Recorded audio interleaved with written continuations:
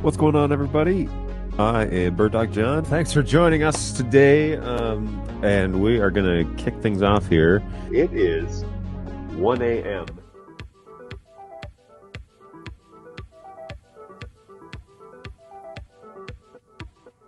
Well, it is that time again, everybody. Hope you are doing well. My name is BirdDog John, and I am back in action. In those scenarios, it's good to neuralize the cameras. You guys know that best. Very straightforward. Plug it in, go to the web UI, link the source, walk away. You know, like super simple. I keep looking over at the chat and I keep seeing you are full of it. Tasty, spicy meat snacks. Covered in flavor. I mean, you can't go wrong. So what's going on? We've got a handful of folks here in the chat, and I really appreciate that. What's up, mate? Hey, Warren, how are you? Appreciate it. Hey, Robbie, how's it going, man? You're just talking about you. What's going on, Tom? Ahoy. How is it going? What's going on, GoWeb? Good to see you again. Thanks for hanging out with us again today.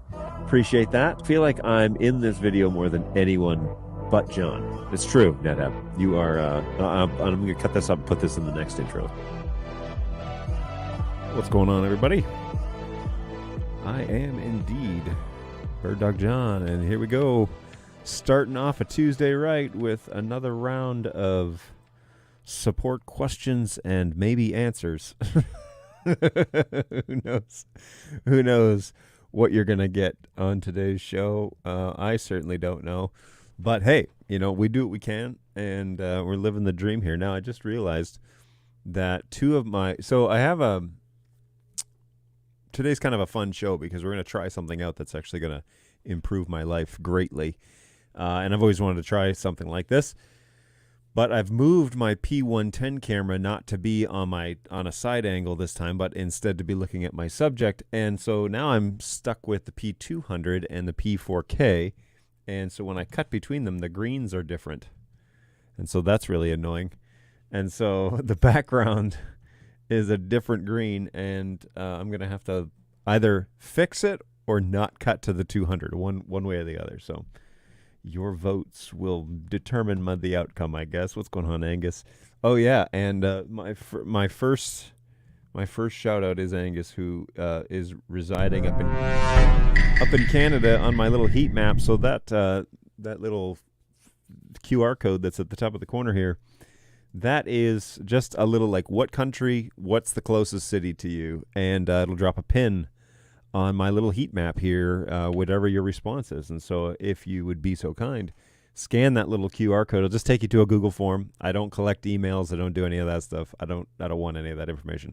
All I want to know is, like Mr. Josh here, who's in Memphis, what country, what city? And if you fill out that 2-question form and hit submit, your pin will appear on the map, and it should go pretty quick, actually. So it's a pretty good turnaround. Thankfully, I'm using vMix, and I'm using a screen capture NDI feed for that, and then I'm just a simple Google form. So then it's just NDI out to this machine, and then it's this machine up to StreamYard. So it's pretty fast. It looks like Memphis just checked in here. So what is going on, everybody?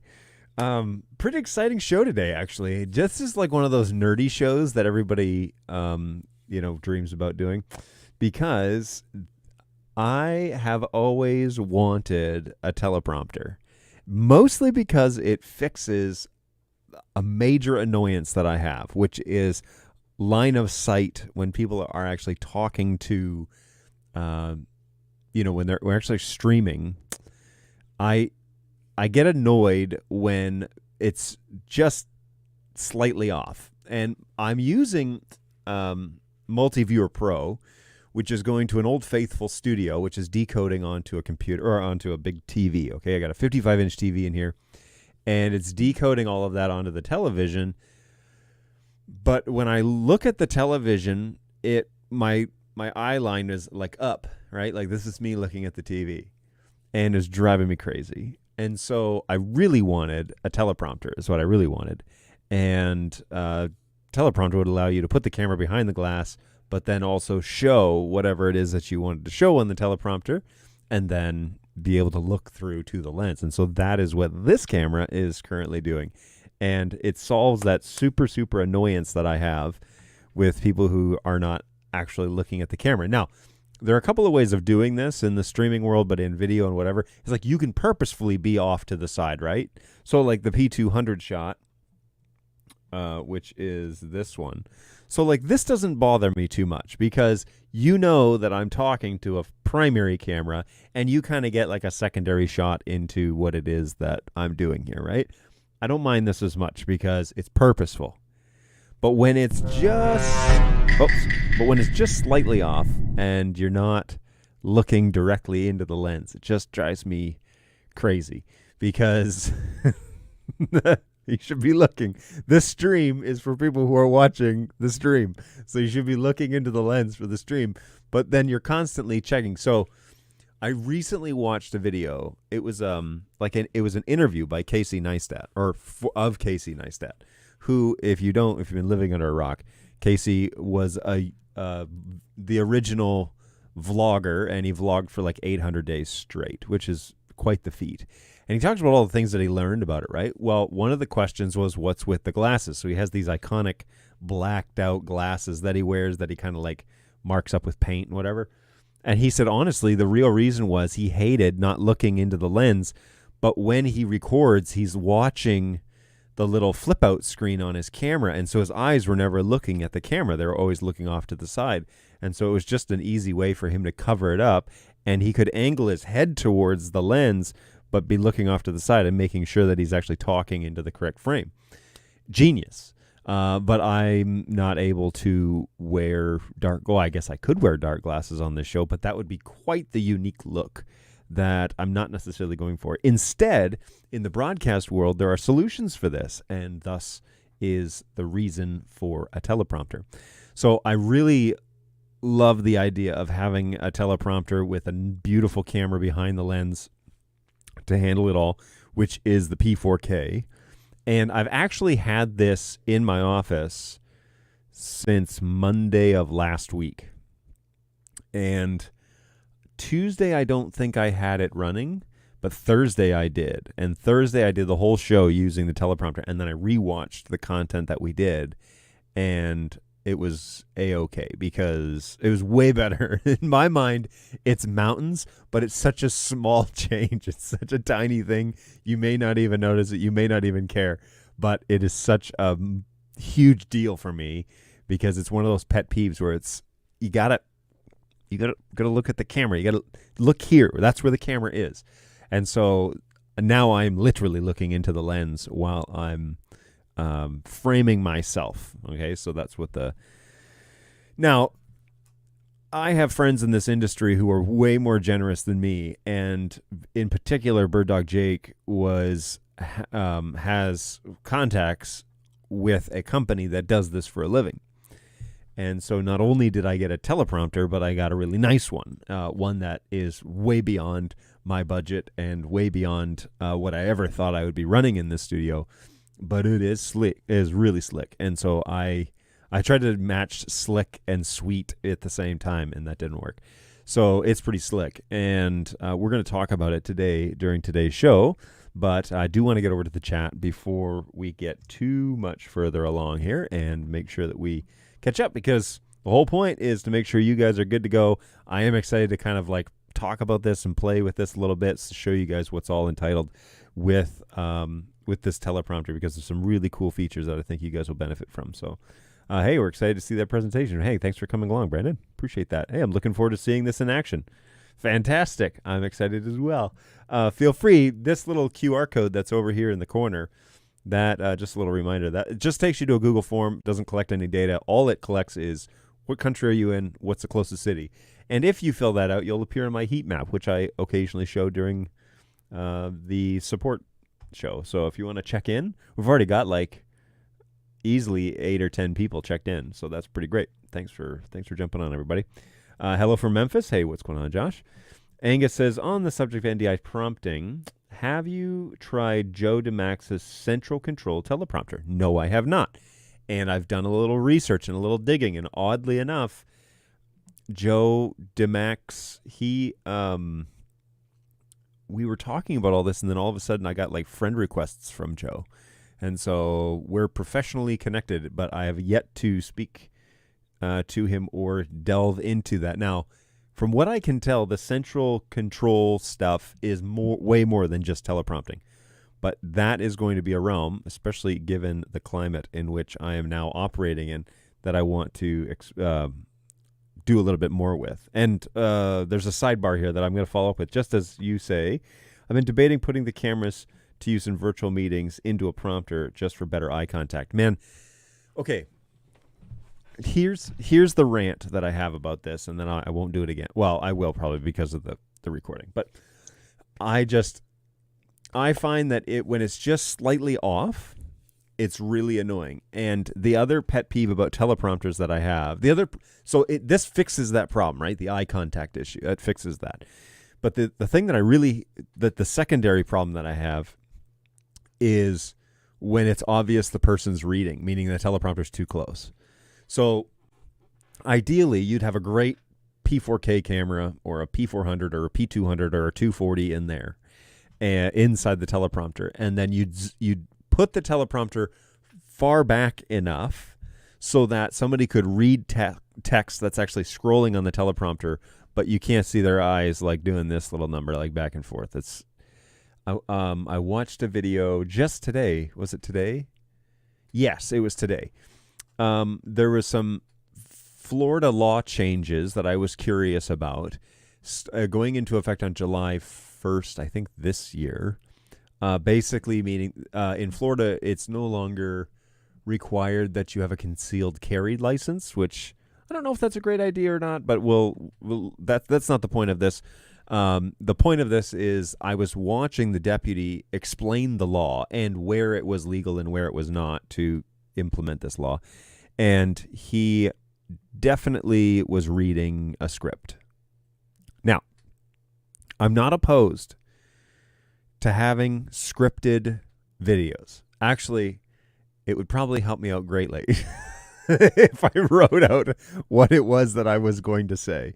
But as many of you know, that is not how this show runs. And it is very much so fluid, we'll say.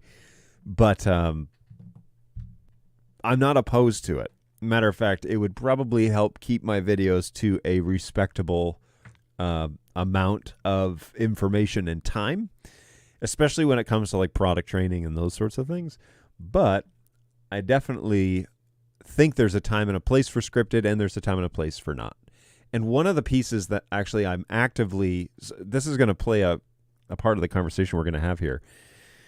But one of the things about scripted shows that drive me nuts is it actually creates a bit of a barrier between the presenter and the receiver. It's as if you're listening to a user manual. If it's done poorly, it's as if you're listening to a user manual. You're not coming alongside somebody and you're going on this journey together. Instead, it's you're being read a script that isn't very like flexible. And so it would be different, for example, if you were using a teleprompter to prompt you to talk about the things that you wanted to talk about. And that is the realm in which I'm probably going to get into. But when you run a full-on script, then it's more like you're being read a user guide, which is fine. And again, it has its place, and it humanizes, some of the more technical things that happen in the world. And it doesn't have to just be technology. It could be anything, right? But you really do lose a bit of the human element, the personality behind interacting. I think, for example, that one of the qualities of this show is that it's not necessarily ironed out completely what it is that I'm going to do today. I have a general idea of the things that I want to cover, but I don't really know how long it's going to go. And if the chat's on fire, we handle the chat. Or if there's something pressing on Facebook, we cover that. Or, if nothing's happening, we cut it off early or whatever. I have been trying to talk a little bit more about something specific every day, but that's just bringing some content to the show and just not letting it be dry. So that is fine because we don't have support questions all the time, every time, right? So we have to have something to kind of go through, and it's helpful to kind of talk about industry stuff if there's more than just If there aren't any kind of support questions or anything like that, it's fun to have something to kind of venture down. Now, the kings of this are the after hour guys, right? So if you've ever tuned into after hours, which is something I found out about, by the way, because of the chat of this show, they said that, oh, you should check this out because it's basically some of the stuff that you're getting into. Now, after hours or office hours? Office hours. Am I wrong? I'm wrong. It is called office hours. Nope, it's not called office hours. Well, which is it? Office Hours Global. That's the one. And they do a live show every day, which is impressive. But they do deep dives into things that I don't like. I don't have any reason to be talking about them. Sometimes they touch on NDI stuff. It's a very broad, like, broadcaster realm thing. So really neat to have some, like, to kind of follow along a little bit. I lift a little bit from Tom Sinclair and his style, and I've lifted a little bit from Office Hours Global, and, you know, I've been doing a support show for quite a while. So it's fun to have something to cover, and today we want to cover the actual NDI Telescript stuff. So when are you going to show everything? Nice to be here. What's going on, Lisa? If by everything you just mean today's topic, the Telescript teleprompter, or, like, are you looking for a studio tour? There's a couple of things. Hey, can I share that YouTube link in the chat? I recently used Joe's prompter for a group. Yeah, of course, Angus. Of new doctors and dentists to take their oaths. Oh, that's cool. Yeah, I definitely need to check out, now that I have this, I definitely need to check out Joe DeMax's teleprompter central control stuff, because it does look useful. It also looks like it's much bigger, though, than just for teleprompting. So cool stuff. I'll have to go down that road shortly. Okay, it's 11:17, so let's get into this. I am, by the way, going to do snacks on stream a little bit later, but Balu was nice enough to drop off some stuff before I went into the studio, and so we're going to do that after today's little walkthrough with the teleprompter stuff. So let's get ready to do that first. I will also let me go here. I'm also going to just pull this up real quick. That little QR code that's at the top of my screen enables you to put a little pin on the map wherever you are. So if you are so inclined, feel free to scan that with a mobile device. It's just a little Google form. I don't collect any emails or anything like that. Let me know what country, what city you're in, and it should appear as, oh dear, what just happened here? Okay, there we go. It should appear on the map. So we'll check that out after the little, now, the little teleprompting conversation we're going to have. Now, I am by no means an expert in this, but I do want to show a couple of the features, and I will go through the web UI. Seems to be, and I'll talk about my unboxing experience. This was sent to me. Well, let's officially do this. Hang on one second. Okay, so I do want to take some time, and I want to talk about a device that was sent to me. It is a Telescript. I believe it's a 15-inch Telescript NDI teleprompter. And what this is essentially a way to do teleprompting but utilize the benefits of NDI. And so the little Telescript screen that you purchase has built-in NDI decoding. Now, I've also found out that it has built-in encoding, meaning that you could come out of a camera or a teleprompt system via SDI or HDMI. I believe it's both SDI and HDMI, but plug into the actual Telescript monitor and then show that content, but then encode that to NDI and ship that out instead. So from what I can gather, the little Telescript monitor is actually a encoder or a decoder, which sounds kind of familiar because I also belong to a company that does that sort of thing. And it's a really simple little setup. I will pull... Now, let's talk about unboxing, setting it up, and then actually getting up and running, okay? So first thing I want to talk about is actually setting the unit up. This is... let me pull up the actual website. It is a Telescript NDI teleprompting monitor. And you can buy all the components kind of individually, but I think you can obviously buy them all as a package as well. And so the NDI is Telescript.com/IP prompters. And it's a really interesting way to actually have the workflow, because NDI is already fairly versatile in all of this. And so if I cut over to this here, this is actually what it is that I have. It looks like this little teleprompter with the screen built in. And then there's a little menu, a selection there. But then here we have SDI in and out. We have the NDI Ethernet plug-in, which is PoE, and I'll talk about that in a second. And then you've got various outputs on the other side, including VGA, oddly enough. But it is a pretty slick little device. There's not a ton of options or accessories or anything like that. It's basically, here's the screen that you would use for using the actual teleprompter. And then you can buy the hood and the glass and the stand that goes with it. And it also, the demo unit, they sent me a fairly robust mounting plate as well. And so that is useful, because depending on how you're going to put the camera, how heavy your camera is, all those sorts of things, how good the tripod is, that's all going to play a role. So I believe mine is this 15 NDI here. It does do both full NDI and it does the HX standard as well. Now, I haven't tried HX2 and HX3, but I was able to send it an HX2 source and with NDI bridge, and it did seem to work with that. It has a ton of different resolutions, but you'll notice that it maxes out at 1080, which is fine. The P4K that I have that's actually inside this teleprompter, it is functioning at 1080 P5994, because that is what my workflow generally is. And so my workflow is that, and then I'm outputting that over NDI in 4K, actually, from vMix, and then that's going in and getting sent to StreamYard, which is then going out to all of these other outlets. Now, that's being output as 4K, but then when it goes up to StreamYard or whatever, that's all 1080 as well. So I'm doing this for the sake of detail and capturing the actual quality of the cameras, and then sending that around to various places and only downgrading it when I absolutely have to.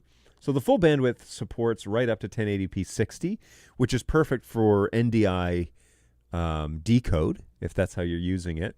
But then we got a 1 gig port. The 15-inch is a 15 across.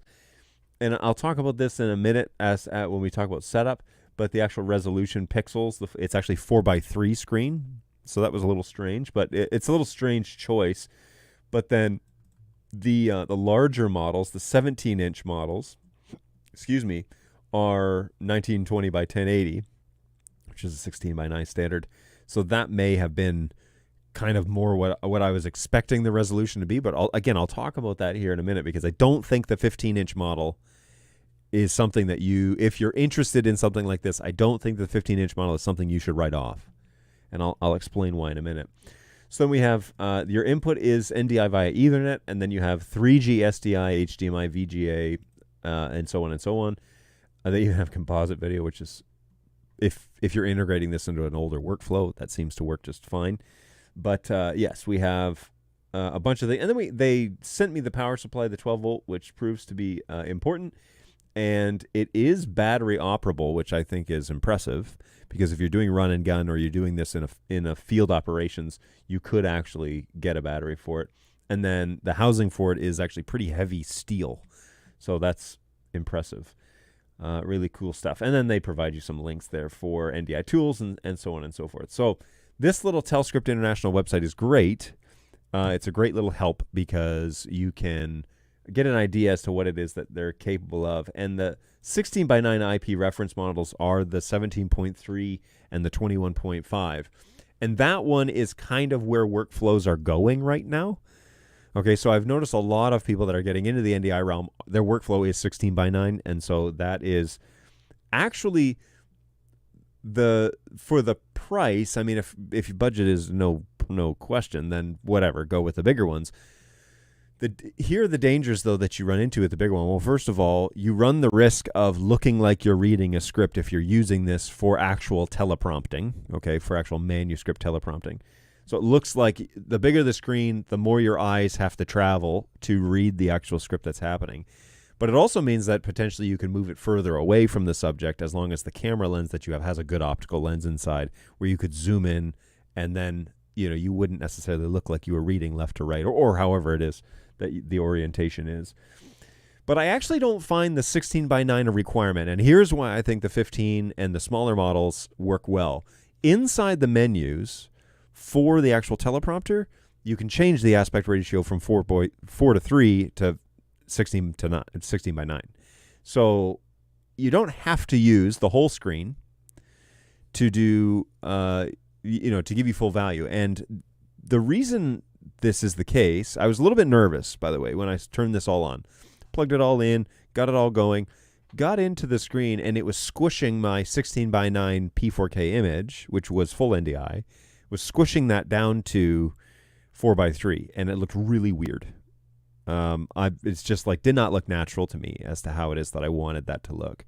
And so I went through the menu and found out that, you can change it to 16:9 in the menu, which means the smaller models are greater for being a little bit closer, but also you can change the aspect ratio so it looks correct as it does on the rest of my screens around the studio. So not to worry, at least the NDI 15 model allows you in full bandwidth to adjust it to 16:9 because you're going to be, if you're using a 16:9 signal. So really cool that that's actually an option, and thumbs up to Telescript for putting that inside the actual screen itself. One of the things that I noticed, so okay, let's talk about unboxing, and I'll talk about the menus and stuff like that. When I unboxed, they shipped this to me as a demo, and I, again, super appreciate that. It's been really fun to work with and play with, and it solves my problem with not looking in the camera lens, which I love. This is the thing that I needed to fix this. As I unboxed it, though, first of all, there weren't too many instructions. Of course, you can just Google how to assemble a Telescript monitor, and somebody has probably done some YouTube video, and if not, I should probably do one. So it took me probably an hour to get it all unwrapped and out of the box and put together. And I'm not packing this down and taking it to various locations and doing various things with it. So this is kind of more of a permanent install type of setup. But I unboxed it, had a little bit of a challenge trying to figure out how things stayed up and how the little lid stayed up. I still have yet to figure out if I can adjust the actual level of the teleprompter so that it puts my video a little bit, like right now, the video that I have sending to the teleprompter, it looks like it's kind of leaning back a little bit, maybe on like a 45-degree angle. It's not a deal breaker, and I'll show you that in just a second. But the actual screen and the setup took me less than an hour to put together without instructions and to kind of get it fired up and good to go. Now, I'm running the Telescript over NDI, and that was kind of the whole point here, was this little screen can do NDI decode. And when I plugged it in and powered it up, at first I was having a PoE issue with it, and I'm not sure what the deal is with that. But I attached DC power to it, and it powered up without any issue. Went into the switching properties, looked at the power delivery, went through, changed some of the settings, changed some of the power allotments and that sort of thing. And according to the site, it's PoE+. I believe that's what the requirement is. Let me just look here real quick. Maybe not. It doesn't actually say here. IP reference models, more information, please click here. So okay, and those are the bigger models. So yes, I don't know what the actual PoE requirement is for this device. However, I was having a power issue with it. It seemed to be loading and then shutting down and loading, like as if it was underpowered, right? We've seen this on BirdDog cameras too. So what I did was I plugged in the DC power and it booted up without any issue. Then I did the unboxing NDI first-time user experience. I didn't want to figure out, I didn't want to look at the user manual. I didn't want to do any of that. I thought, logically, how does one find this device? Because it's an NDI device, and so I assume it has a web UI. How do we find that device? So the first thing I did was I just I was like, you know what? Let's let's just start navigating my NDI network and see like what options might be out there. And so I opened up Trusty Dusty Studio Monitor, and here is Studio Monitor 5.5.0, I think. And I was like, okay, well, maybe something in Studio Monitor will tell me what's going on. And lo and behold, as I right-clicked, the very first option on the list was Telescript decode channel. And these geniuses at Telescript, and I say that full-heartedly, put on here an actual encoded channel that says this device is in output mode. Please click Studio Monitor configuration gear. Again, genius, and you can't see it, but it's here in the bottom of Studio Monitor. Click on the gear to be taken to the web UI. Seriously, you can't, like, genius. What a you have no idea how many people, including my own company, would take this idea and run with it on all of their products, right? One of the main problems that BirdDog has is, well, if you have a decoding like a flex out, how do you know what the IP address is? And our solution was, well, we'll put it on the screen for you. But Telescript has seemed to come up with, I would argue, a better solution by making the channel available inside Studio Monitor as a decode channel and then instructions on how to actually get to the web UI. And here we are on the actual Telescript web UI. And so kudos to you, Telescript. That is genius work. I have yet, in the setup, up until this process, I had yet to involve myself in any sort of user manual. I had gotten myself to here. And then I thought, okay, so if I were just an average IT guy, what might be the username and password? So first thing I tried was admin. And guess what? It worked. Even Chrome's like, whoa. You're going to want to change that password, man. Admin was the password. And here I was dumped into a web UI that seems, for the most part, to be fairly explanatory. If you're used to NDI stuff, certainly if you're used to BirdDog things, this web UI is quite clear as to what it is that you're up to, because BirdDog in my employment at BirdDog, we've redone the web UI 3 times.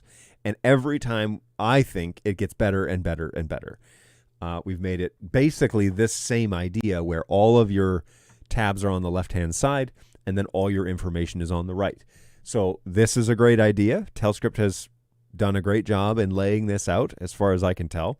And all of your options for this device are here on the left-hand side. So let's start with system settings. You can assign different users so that you can get them into this thing. You can say reconnect, which is basically an NDI restart video. You can reboot the device, which is a baseboard reboot, which is basically, for BirdDog translation, reboot device. Factory reset, which means that you can put everything back to the original way that it was, which is something that BirdDog does not necessarily do. Now, I haven't pressed this button, but the reset button, the factory reset or image reset button on a BirdDog device would reset all of the coloration and settings of the camera back to firmware, but it doesn't go back to factory reset. Okay, so I don't know if that's the case here. If it like flushes all the cache for the decode and it does all, I don't know. I haven't done that yet, and maybe not. And then there's a firmware update button where you can download the latest firmware for the device and update it there right here on the web UI. So awesome work, Telescript. You get A+ for your system setup. Here on the network, I got lucky. It was assigned a static IP address when I got this device, but oddly enough, it was assigned to a 192.168.1 address, which was fortunate. It conflicted with another address that I had on my network, but I was able to change the actual IP information from set manually to DHCP dynamic and hit apply. It properly grayed out all of the boxes when I hit apply and reacquired an IP address. Now, it kept the 1.35 address that it had before, but I went to system settings and I hit reboot, and then the whole thing came back. And what did I do? I went back to Studio Monitor. I waited for the 15-inch Telescript name to reappear. I clicked on the decoding channel and the little gearbox, and I was put back onto the proper web UI. I logged back in, and I discovered that I had been assigned 1.206. Okay, so kudos to Telescript. Again, your networking tab is everything I would expect it to be for this style of a device. So thumbs up. From my NDI networking background, I approve. Now, I haven't quite figured out what's all this about. The second NDI port? Is there two on this? I don't know. But evidently there's a second. Now, I don't know.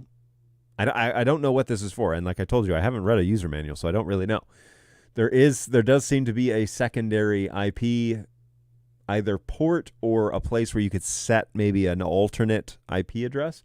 But the MAC addresses 3CC0 are different. And so that's interesting. I will find out more about that and report back. I don't know why there's a second Ethernet port. Maybe there is an actual second Ethernet card, but I didn't see one on the actual unit. And then I'm not even going to go into this because I don't even know what address one is, other than maybe it's a way to IP address network MAC. I have no idea. I have no idea what that is. Anyways, enough of that. And you can enable the HTTPS stuff, I believe this would affect your web UI. So I'm going to leave that alone. All right, the next piece is really where all the fun happens, and this is the decoder settings. Now, on here, there is a way that you can change the actual device. Where is it? You can change the device from encode mode to decode mode. And you want to be careful with that because I had a bit of an issue getting that all to... So I changed it by accident to encoder mode. And I don't know if it was just current decoding output. Oh, this is where you can change that name, by the way. So if you didn't want to say Telescript inside Studio Monitor, you could do it there. And then the actual channel name is decoding channel. You can change that all right here. But anyways, there is a place in here where you can change it over from decode mode to encode mode. Let me just click through here. I had a bit of a problem getting it to get back from encode mode to decode mode. It seemed like I had to reboot the device several times to make it all happen, which is fine. It's not the end of the world. It just wasn't super obvious like most of this web UI. This web UI, to me, is mapped out pretty well. But one of the things that I really liked is that it does have these decoding presets options that you can set. So if you wanted to set an actual preset for this camera, you could say, you could like assign it to be a certain source.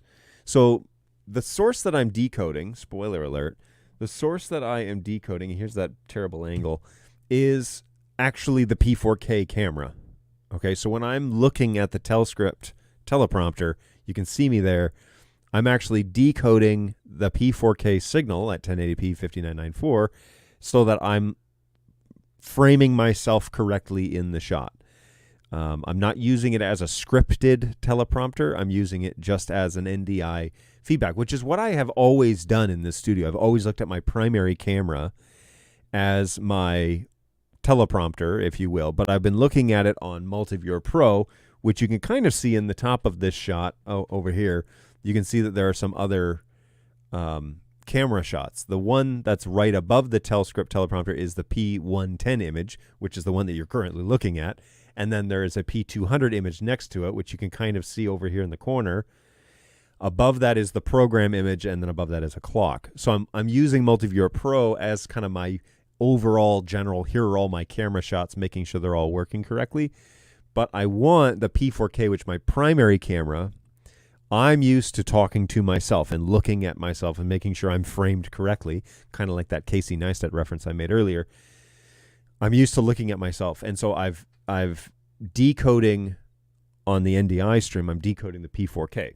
So that is what this little preset here is that you can assign it an actual preset and then put that there. So we can add those here. So if I wanted to change, or if I wanted to add, for example, where's my 200? Here it is. So if I wanted to add this guy to preset 2, we can do that.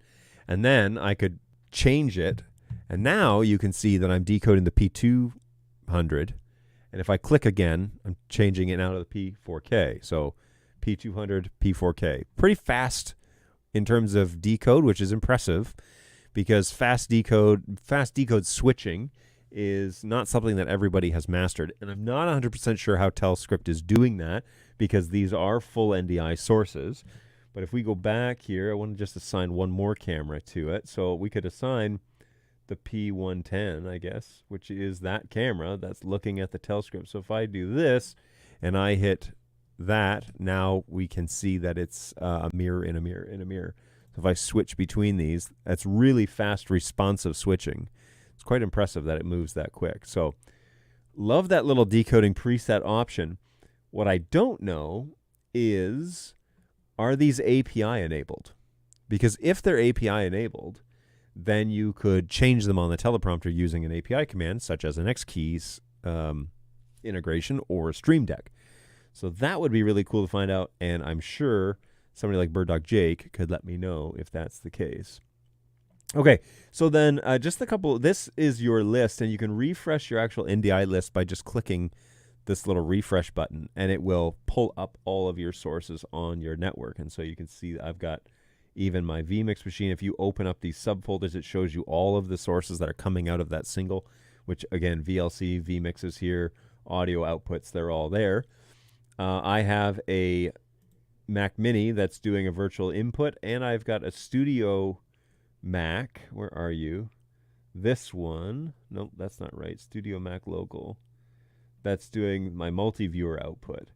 And so I don't know if it is here or not. It should be. Anyways, I do. Oh, here it is right here. So I could add this as a preset onto the actual teleprompter. Let's say number 4. And it does not like that one for some reason. Yeah, it doesn't like that. Oh, there it is. So that actually did work. So now I'm going to cut over to this camera. So now you can see my multi-viewer pro output actually going to my Telescript NDI monitor. So that's really neat. That's actually working. That's pretty neat. All right, so I'm going to go back to the P4K, and that is mostly it. So you can add your preset, or you can do fast switching right here. So this is actually just a fast decode button. So if you don't want to set as preset and you just want to push that signal to it, you can just click on that button and it will send that source to that device. So I'm just clicking that button now, and it is sending those sources to each of those, or to the actual Telescript monitor. Really fast. I mean, I'm very impressed with it in terms of how quickly it is to kind of, first of all, how quickly it was to kind of get up and running. It took me less than an hour, but then to log in, obvious username, password, pretty obvious way to find the actual Telescript unit, and then obvious web UI. So getting through, you hover over these items, for example, and it literally tells you what it is. This is the decode button. This is the add to preset button, you know. So kudos number 3 to Telescript for making a great little web UI for the decoder side of things. Now, this is telling you what the source is, obviously, but then it gives you your details, your resolution, your audio. I'm not actually sending audio to that one, but your IP address for the camera, as I understand it. Or maybe not. Is that the IP for the camera? One moment, please. Let's find out. P4K is here. Yes, that's the IP address of the camera, and what the bit rate is, which it's a little big because it's a P4K, but anyways, it's a full NDI source, and this is evidence that full NDI is functional on this device. Okay, truth be told, I haven't really figured out a lot of the tally stuff for this yet. If I were to decode the P4K, it should trigger the tally, but it doesn't on my camera. So I'm not too sure what the deal is there, but tally status is off. If I turn on program, still nothing. So if I now click this, does it send the tally command? No. What if I switch to the 200? No, nothing. So that is a little odd. If I hit, wait. Okay, tally status on. Why did it click off? It did that automatically. That's interesting. All right, so I'm not too sure what the tally situation is, but we will get on with that. Now, lastly, they do have an actual Discovery Server integration, and this is kudos number 4 to Telescript. This little screen says, please know what you're doing before you enable Discovery Server, because this is really going to screw stuff up for you if you don't, okay? So I love it that they do that. BirdDog has started doing that, being when you click on advanced functions, it gives you a warning as to what it is that you're up to. So if you click on Discovery Server and you enable that, you can put in the Discovery Server information. Now, I'm not running one in this studio, although I probably should. I'm not running one in this studio that would need that, but there is an actual Discovery Server integration option in there. I don't know if it's NDI 5 redundant enabled yet. That is information that I can't help you with. All right, second last thing that I want to cover is this is great. This tells you all the like hardware details right here on the screen.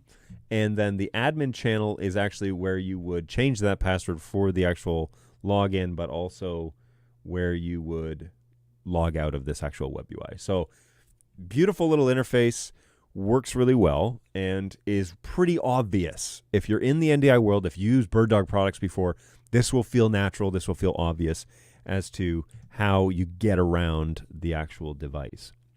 Okay, last thing I'm going to talk about is the actual navigation screen, because like all devices, you need to probably make a few adjustments on the actual device itself to get it to show correctly. And the first and foremost one was it was showing 4:3 on a 16:9 NDI feed, and I hated that. It made me like super skinny. It looked like I'd been stretched and wasn't good.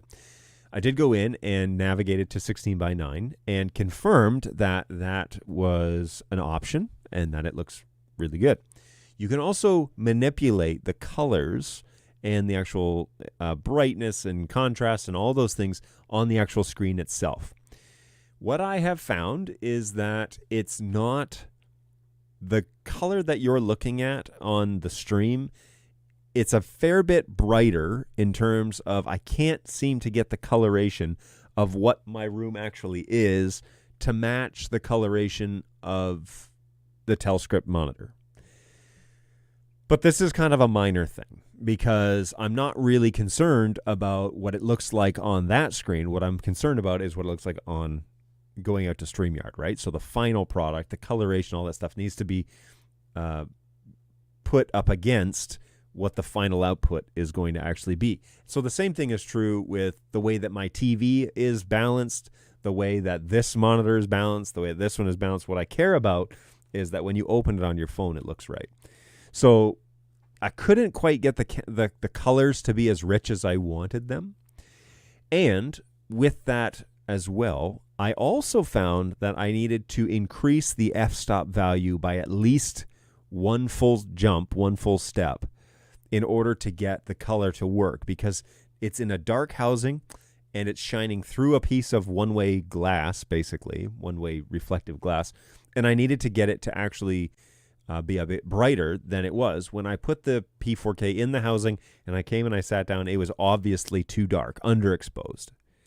But thankfully, I use f-stop for most of my changes, and so I didn't have to compromise on much of the color or I didn't have to increase gain or anything like that. I just changed the f-stop by basically 1 or 1.5 steps, and we were good to go. So those were the only alterations I had to make to my studio in order to get this to actually play along correctly. But apart from those minor things, the addition to this of my workflow has been extremely easy. And I really like it because this is a great shot because you can definitely see me. First of all, I'm like leaning back, right? It looks like I'm leaning way back. That's fine. I wish I could bring the actual glass down maybe an inch or a half an inch to make that image stand up. But that might also then warp the camera image that's in behind there. But up at the top of, let's see, right here, you can see the P4K's tally light, which is off. That little white stripe that's right above my finger, that's the P4K. It's right behind that glass. And my face, the way that I'm actually looking at this, is my face is dead on that lens. The lens, I think the top of the lens is like right here. And so there's very little discrepancy in terms of how my eye line is matched up. So I'm using this Telescript in kind of maybe a non-traditional fashion, but you could show program out, you could show, all sorts of things. The fact that it's NDI integrated like this is very convenient because you are able to look at a camera directly, but also position yourself in the way that you would do that. Now, the other, it's a part of the workflow now. It's not the be all and end all. I don't have any grid lines on this screen, and I don't know if this Telescript monitor can do grid lines. I didn't see it in the menus. The one thing I will say about the menu is that you kind of have to sit in front of the teleprompter. The menu buttons are printed so that when you press them, they're like printed, facing you, so you can see like menu up, down, power, whatever.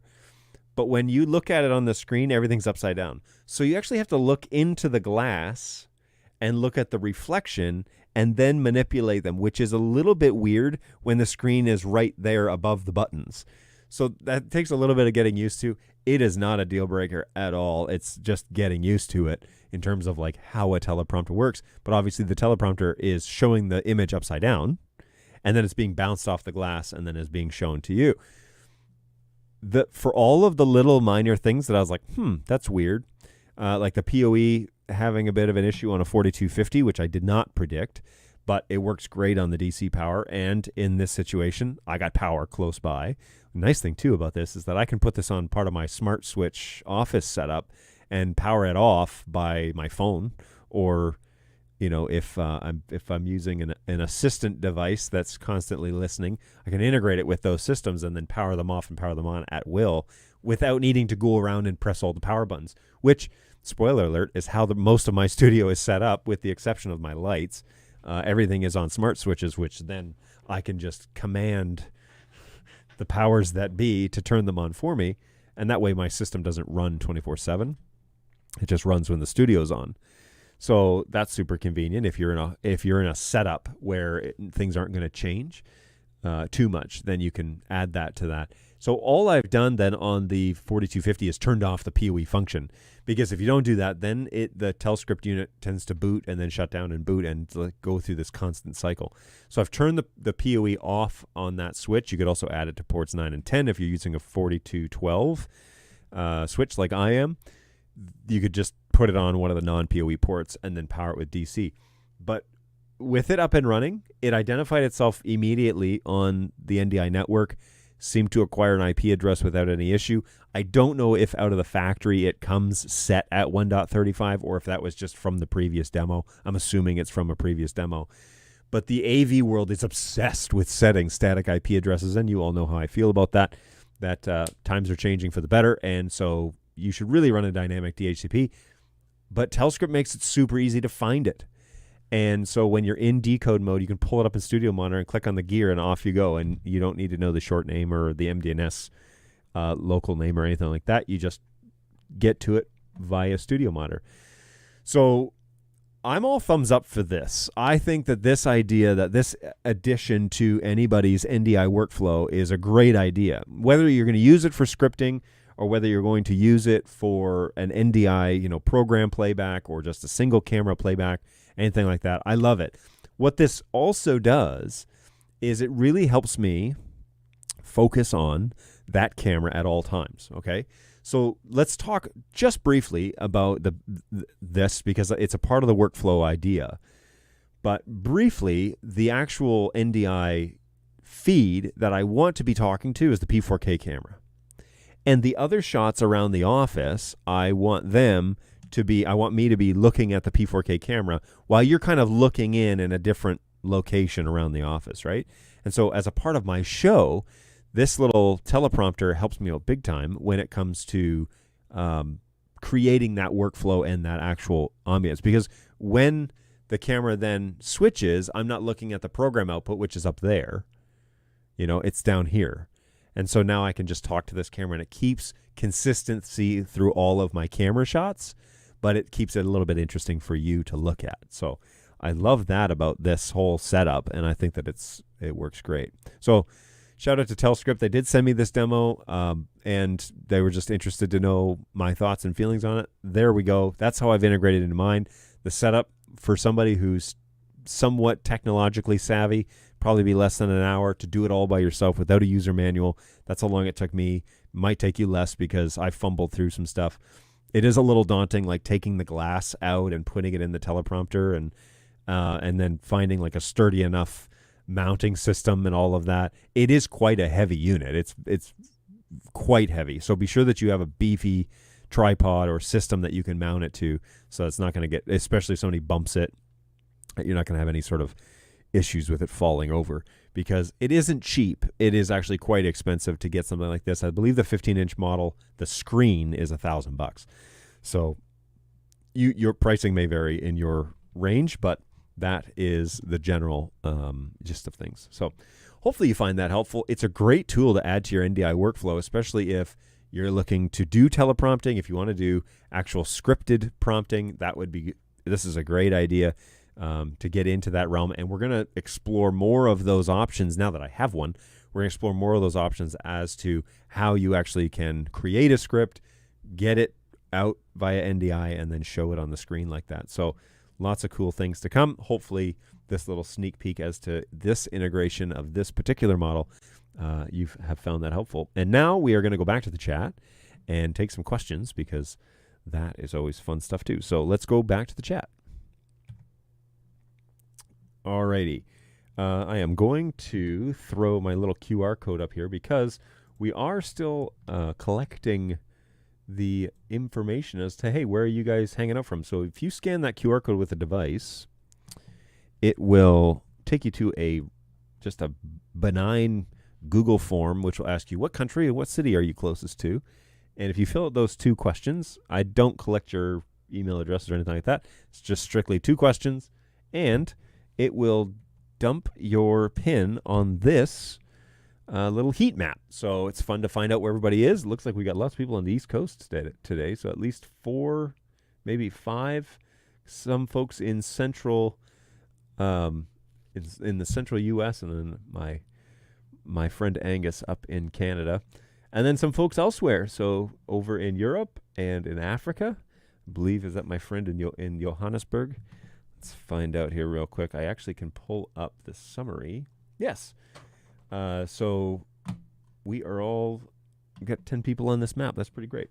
Looks like we've got, let's see, Boston, Auburn, New Hampshire, Hartford, Connecticut, and Brooklyn. So welcome, everybody. Thanks for checking in today. I really appreciate that. Always fun to see where you guys are from, and love to have you guys hang out with me. All right, let's check out the chat, because that is one of the functions we're here, and there have been a few chats since I've been. Okay, so I did this 100% live. That's pretty cool, man. I use central control to control vMix via my X keys. The prompter was brought into vMix, and I added nice little background and shape via Luma keys and layers. I did my first little chroma key thing on YouTube the other day for the video that went live today on my channel, and it was just a little subscribe button, but I felt so official. I felt like such a trendy streamer, because I posted, where are we here? I posted on the BirdDog John Live site. Yes, I know I'm currently live. So on Thursday, I talked about why I left OBS for vMix. And I don't know if you can hear this, probably not. But if I jump over to this, yeah, here we go. So if I make this full screen, if I make this full screen, you can, yeah. That's all it was. But it's so nerdy, so official. So I put one at the beginning, one at the end. And yeah, I felt really good about that. I actually figured out how to do it in Resolve, so DaVinci Resolve. So that was fun. New little skill under my belt. I've been doing this show for 10-ish years. This was my first time adding the teleprompter. Telescript also makes larger 21.5 orientation PTZ prompters as well, if you have the space to accommodate it. Yes, Jim, The thing about that teleprompter is, I find, in terms of positioning, a larger teleprompter is great, but it needs to be further away, right? Because you don't want to see the dude's eyes rolling back and forth as he's reading the script.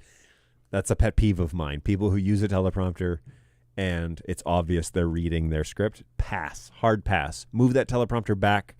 Of course, the complaint is, well, then I can't see it. Yeah, well, don't turn your head. Your teleprompter should not be so close that you're turning your head and reading your script. But yeah, there you go. Telescript will soon come out with a 4K version as well, which will be great for nowadays productions. It's true. 5 years ago, I watched somebody that said 4K streaming in 4K is really not a requirement. I think that those days are shortly numbered at this point. I don't think that it's going to be a requirement, but I definitely think a lot more people are going to be streaming in 4K than we think. And this is a great example of legacy media getting left behind by technology, because it's so expensive to upgrade all of that, legacy media equipment to something that can handle 4K, especially because most of their viewers aren't watching it in 4K and true 4K. But streaming, I mean, if people can do it, they'll try and do it. So as long as you get the bandwidth, yeah, 4K might be the next thing. Now, interesting problem I had is this camera was running in 4K when I initially set all this up. And I switched it to 1080p 5994, and then it showed up no problem, but it obviously wouldn't decode the 4K signal. So there you go. I already read that one. Ethernet 1 is for full NDI. Ethernet 2 is a separate IP address for NDI HX. Oh, interesting. It's a separate one for NDI HX? Are there 2 ports on this thing? Crazy. Selections handle full bit rate chipset in the monitor. The Ethernet 2 handles the HX chipset. The IP address in these sections must be different. Really? Why is that? Why can't they exist on the same Ethernet jack? Hi from Johannesburg. The web UI looks like the TriCaster Spark IO UI. Oh, interesting. I don't have a lot of experience playing around with TriCaster Sparks. I don't know if that comes as a surprise to many people, but it's not my realm. It's not my company, so I don't spend a lot of time playing with those devices. I have seen the web UIs, but yeah, I guess you're right. It does look, it's a little bit similar to it. When using a prompter, you lose about half a stop. Whoa, which is what I kind of found out. Can you run a script through that system? That I don't know, John. What type of script would you be looking to run? If you pop open the YouTube link I shared a few messages back, it'll open to just before the prompter comes up on the screen. Prompt screen size is all about distance from presenter to prompter. For example, a 32-inch is on a 20-meter reading distance. Yes, I agree. And I think it's easy, if you're paying attention, it's easy to detect if somebody is using a teleprompter incorrectly by it's too big for being too close. You know what I mean? So crazy stuff. Okay, let me jump over to that YouTube real quick to see Angus's shot of... see Angus's shot. Did you put it in the chat here?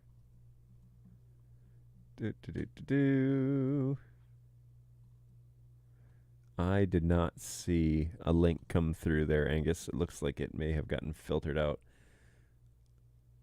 of whatever it is that we were using. Oh, because I'm maybe in the wrong account. Switch accounts. Burnt. And of course I don't have my account on this one, so that's not going to work. Let me go to this one. Got too many machines. All right. Switch accounts. Switch account. Why? I'm logged out of this one too, for crying out loud. Oh, well. All right. Let's load in here. Now, by the way, folks, the point of this show is to provide live support for you and your friends for at least an hour, twice a week. So feel free to bring your NDI questions or ticket numbers or anything like that. I'm fine with that. Feel free to ask those questions here. That's the point. And we can definitely try and help you find answers. If I don't know the answer, I will tell you I don't know. But, and let me get to where are we here? Man, okay. Here we go. Yoink, mute, and chat. The moderation activity is hidden. Why is the moderate? You can show and or hide moderation. Community moderation? Why do I have to go? Oh, gosh. YouTube, you suck. All right, let me see if I can see that link from here. It may have been moderated out. Okay, close this. I don't like this. I don't like the way that this is set up. Whoa. Is that the Oh, okay. There are other other qualities available.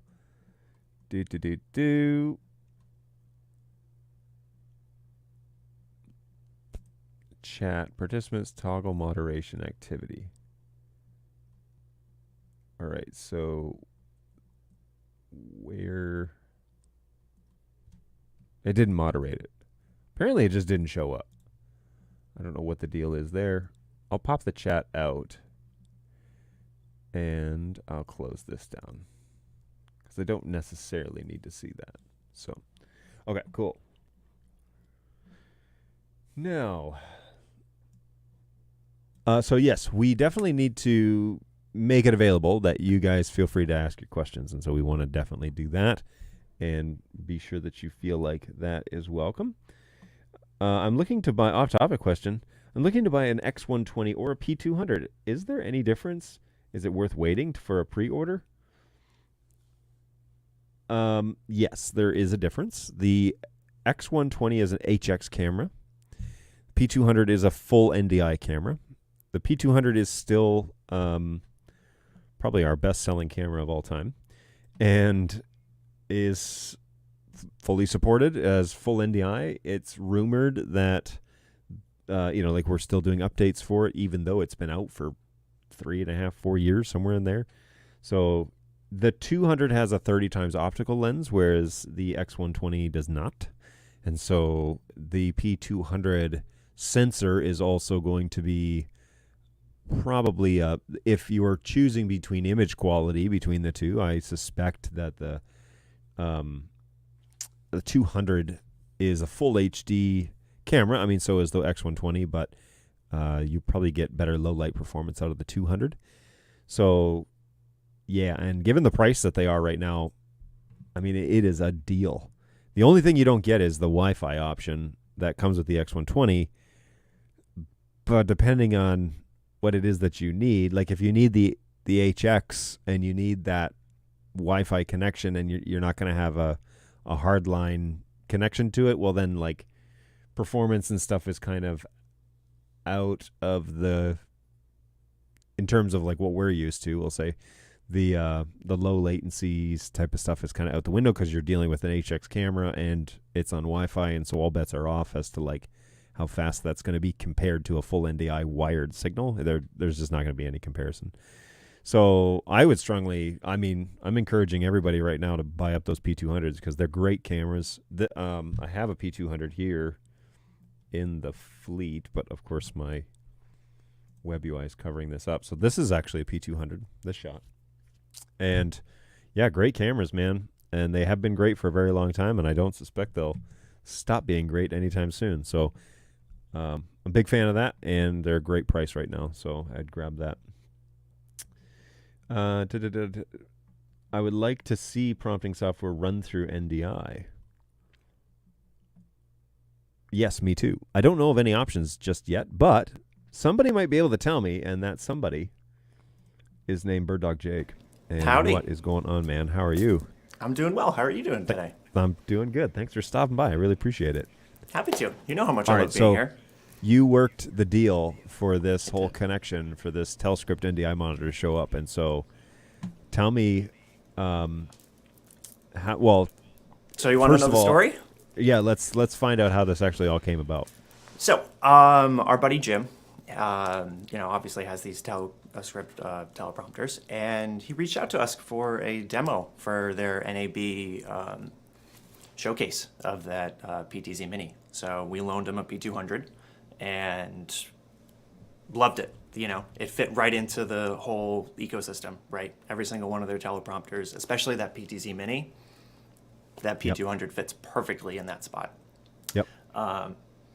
Worked out so well that when I was at the show back in April, I walked over to their booth. I wanted to check it out because I've been personally looking for a full, complete NDI workflow teleprompter solution. Yep.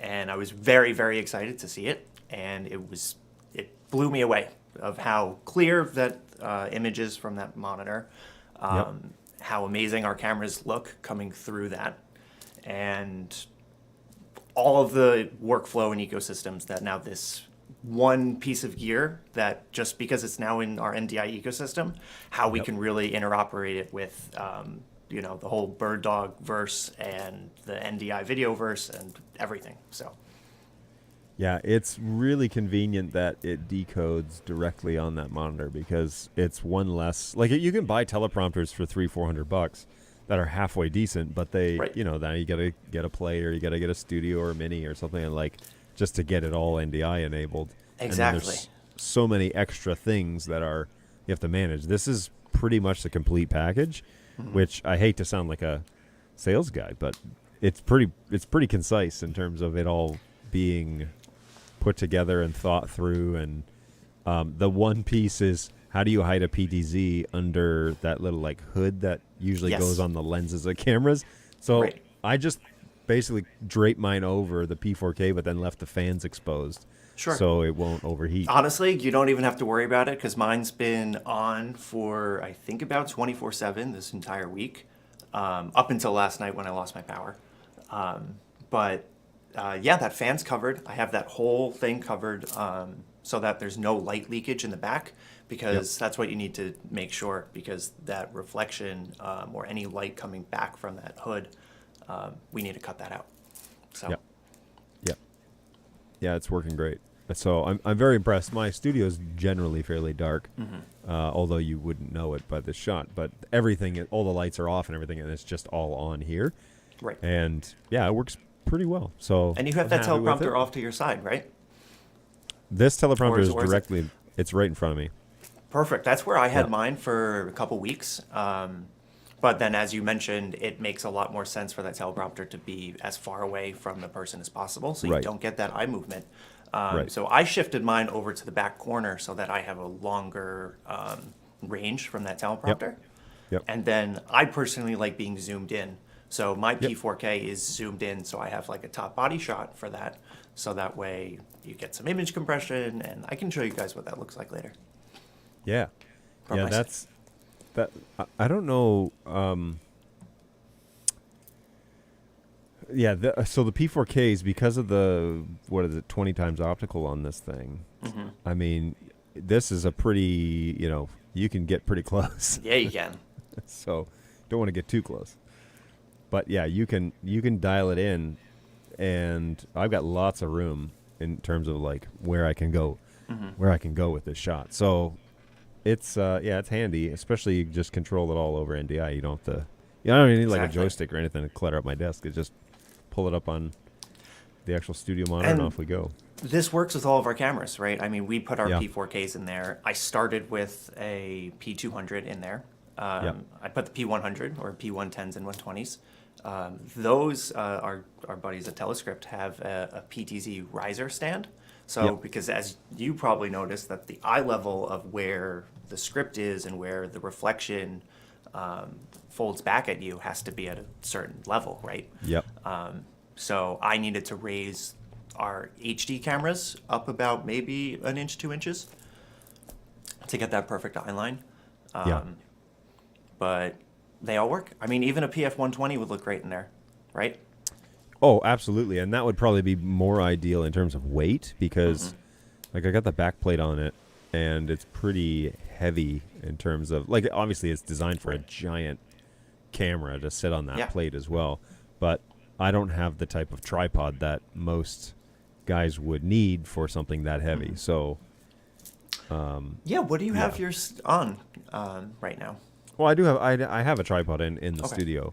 Sure. So I'm able to use that. But it's more of a it's also resting because the P4K is pretty heavy, so it's resting on another support that's behind it that's being held up by the television. So it's all kind of locked in together. I'm currently using some heavy duty tripod or microphone tripods or stands. They're by Nice. Triad Orbit, Oh. and they have quick release attachments on them. So Yep. I have I use it for my cameras, right? So all my cameras have a 1/8 inch, or what is it? Yeah, quarter-inch. Quarter thread. inch thread onto that Yep. that attachment, and they're great. And the Telescript monitor fits perfectly on it too. That's interesting. I hadn't actually run into these Triad Orbit mic stands. They're before. really, really heavy duty, right? I was going to say, I'm a So- sucker for a good mic stand. Yeah, I think they have I've- some wheels for them too, some casters. So I had those on, rolling around for a little bit. So Yep. Yeah, I great have for the some PTZs. pretty bad. Like when you first put your studio together and you buy like the cheap ones or the arms that are super cheap and whatever, Yep. and And then they just Yeah. slowly start dropping. yeah, exactly. Yeah. So when we went to NAB in 22 and the ELT was like, no, we want you to like set up the booth like it's a real podcast booth and like buy the things that you need to buy. So I was like, done. So I still actually use bought- mine. I know. It's like it works so well, and it's nice and clean, and it's official, and it doesn't like I can move it pretty much anywhere, and it works just fine. So, yeah, it's good. It's good stuff. Hey, thank you, sir. Much appreciated. God loves you. Well, I love you too. Oh, you're not referring to me as God. That's good. No. That would be a bad idea. I've had my first P200 since pre-pandemic days. I've definitely been an early adopter. Awesome, Central Control Angus, me Prompter too. has a built-in NDI out. I ran it through vMix via the native NDI output. So this is something that let me one more. And that's what one I'm more using going. right now, and that was kind of what I wanted to get into because Yeah, we do- okay, so we gotta talk because about we that. took a little bit of a tangent around, but Yeah. But yeah. So, hold on. John says you can rig the prompter independently on a separate roll-in-out stand and not have to worry about payload. Yeah, it's true. You can definitely do that. And the mount on the bottom seems to accommodate wherever you want to mount it. But I definitely want the camera behind it. So I kind of need it to be all in one unit. It's true. I could probably get some better equipment in here and make it a little more versatile. But as it is, again, for the 1 hour setup, that seemed to work pretty well. Okay, so let's talk about how you're getting your actual script to your NDI screen. Because I know you've done some recording recently. Did you use that function for those I recordings? did specifically. Okay, so tell me, can you show us how you do this, or how do you wanna do I this? can. Let me see if I can pull up screen capture on some studio monitor on my other computer, and we'll see what we can do. All right. Okay, cool. So Yeah, because I know that that's the piece that I'm not doing yet, and like I was saying earlier, most of my stuff is not scripted. Shocker. Right. So we have to go through. Okay, so while Jake is setting that up, I am going to jump in here and run real quick because I didn't send this stuff to Jake, but I'm going to run Snacks on stream, and then we will get back to Jake's explanation. John's So. just making up stuff to start drama. Look, I don't know. Look at him.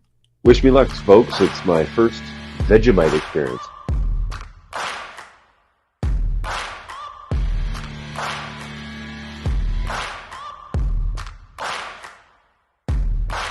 Final, this is like cheese flavor or something. It doesn't really look too appetizing. Good golly, this is something else, man. Here's the thing about Pop Rocks, and I don't know if I'm the only one like this. Pop Rocks have always been a social experience for me. I because you- did not think that is what you were going to say. That's hilarious. That is awful. Oh, God, that's so bad. Jeez. Holy smokes, man. Oh, yeah. Little Snacks on stream action. Courtesy of Mr. Balu this morning, which we really appreciate. Thank you, sir. Today we have Gosling's since 1806. Diet Stormy Ginger Beer, which is a non-alcoholic drink, diet soft drink, with the refreshing zip of ginger. So that sounds like quite... And then what this is... I don't know what that's going to be, but it's zero... Apparently it's 0 calories, 0 carbs, and 0 everything. So apparently it's a big can of nothing. And then Quest tortilla-style protein chips with ranch flavoring of 19 grams of protein in the whole bag. Or, yeah, a serving size is 1 bag. So there you go. We're up and running with a bunch of Snacks on Stream items, courtesy of Baluna. And we kind of last minute decided to, I sent Jake the little invite. Well, he told me last week he'd like to come on and help me with this Telescript idea. And then we totally didn't communicate again until this morning. So that's on me for not getting you snacks. So I'm going to eat these snacks while we discuss the rest of this stuff with you. So I'm going to bring Jake back in, and let's have a little look-see. So let's pop on over. I'm going to change my screen to my other computer running vMix. So let's pop on over, right? Love using Stream Deck for that, right? So this is my little vMix machine, but this is also where I'm running Central Control, which I'm using for my NDI teleprompter. So let's jump into that program. Central Control. Let's minimize this so we got a little bit easier things to look at, right? So this is really exciting. Central Control looks at our Google Docs for a script. So you can upload your script, you can have your team and collaborators all go in and write the script. It's live, it's saving, it's always reading that and updating so that you have the most up-to-date script. So super easy. We just load that into this document URL over here. And then we set the desired frame rate and resolution. And then, John, as you noticed, those Telescript prompters are 4:3s. So I set my resolution, my NDI stream, to a 4:3. So that way I can use the entire width and height of that monitor to have that control. Gotcha. Yep. Right? Yep. So Google Docs and Central Control are making the script, which we can see right over here, right? So if I press start, we have intro tags. This is my tutorial on BirdDog Cloud. So this is one of the scripts that I was doing for the first couple onboarding episodes for installing your cloud endpoints, which I'm so excited to show you guys what that's like. So we have the teleprompter running in the system. The next step is we have to get that to be an NDI output. So the next module is just creating an NDI output with Central Control, right? So now that that's on, my Feynman PC, which is the host name of this computer, is generating that Central Control teleprompter output. And then as you can see right here, we have that teleprompter script, right? That's cool. Now it gets even more exciting because, yeah, I can use start and stop and skip back in between the sections, right? Yep. Yep. However, we call this Central Control. Oh, There we go. I have an HTTP listener. So essentially, Central Control is now looking and listening for HTTP commands from whatever source to initiate the changes in the teleprompter script. So I have a companion, what is it, the new foot switch? The companion pedal, or not the companion, the Stream Deck pedal foot. Okay. Yep. So I'm using that to slow down, speed up, start and stop my teleprompter as the script is going. I was gonna ask, So if you want to how do you control the speed? Because like obviously your cadence and everything is going to is totally dependent on the Yeah. script and where the pauses are and whatnot. So usually there's a teleprompter operator running a script, Yep. right? Yep. And they usually have something like a jog wheel to be live and in time to speed up and slow down. However, I need to make content and we need to get that out. So the plan is, well, why don't I just have a foot switch? Because I can't use my hands when I'm looking at the Right. script. But I absolutely can either sit down or stand up and stop on some pedals because I'm used to that from playing guitar, right? right, right. So that was an easy thing to get used to. And then that's how it goes. That's awesome. So you're just using, if I cut this over here, and I'll get So it's that- a little tiny, but if you you're using this foot switch from That's the one. Stream Deck pedal. And so is it pressure sensitive? Is it like, how do you set up the script so that you can move it like slower or faster based on cadence of sentence, or is it not that granular? So what I'm doing inside central control. So if I jump over to my teleprompter, I'll turn this off, right? Let's see. Oh, it says HTTP listener. Here it is. Right. So I'm in the HTTP listener module, and I'm saying my button 1 is going to decrease the teleprompter speed. Right. My button number 2 is going to play and stop that script. Yep. Button 3 is going to increase. So from left to right on that pedal, that's left, middle, right buttons. Yeah. Furthermore, I'm using that middle button to also start and stop my vMix recordings. So I can be right on my position, ready to go, step on one pedal, the script starts, vMix starts recording, I do multi-quarters or individual recorders, and we're all set. Yeah. And then just in Companion, which I don't have loaded over here, let me find that web interface. So how is that integrated with Google Docs? Just bring me up to speed as to how that works. Sure. So if I pop on over here, back to the Yeah. Google Docs, we'll turn that off.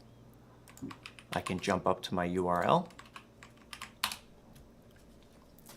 And this is my episode 2, creating an endpoint with BirdDog Cloud. Gotcha. And all I did was just share and copy the link. You have to make it public, so that's something to consider. But once that's loaded, I can make my changes, and I could say, right, save that up there. We'll come back down over here, and since this is edited, and instantly, hey, BirdDog John is the first thing written. Interesting. Right. So as long as the computer running central has that internet connection to that Google Docs, that's how that's loaded and updated in real time. Then we enable that teleprompter output, so we get that stream on Studio Monitor, and then we take it to the next level by using our teleprompters to read that script. Yeah. Which I have over, let's pop over to my P120. Let's see.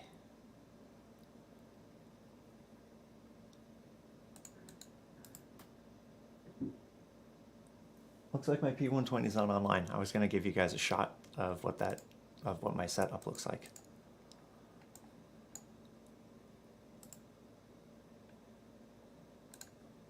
Let me restart that camera because I want you guys to see what it looks like. Yeah, cool. So while you're doing that, what this central control stuff, it looks like, let me do this again. Yeah, it's by our friend Joe DeMax. Yeah. Joe DeMax, who I've yet to meet, but these are kind of like his pricing schemes, I guess, as to what he's thinking. So tell me what it is. I know you're using an NFR, but basically, are you using the Pro? I am. Model This is the Pro model, and it is such a complete platform where I can control my Behringer X32s. I can control all these devices. Different video mixers. It has Blackmagic ATEM support. VizRT. Well, that's an awesome addition that I haven't seen that I'm gonna have to mess with. vMix, media playback consoles. I know he works with X keys a lot. So essentially, John, you can have your X keys be controlled through central control. Yeah. I mean, look at all these devices. Yeah, that's a lot of stuff. Right? So it's all completely programmable. You can have your companions control central, control Telescript, control everything. Is Renewed Vision on that list? Pro Presenter? You know, I think it is. Let's check. I'm 99% sure it is.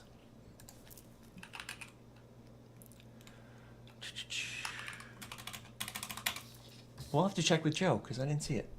Yeah. Be interested to find out, because what about the other software is Light Key.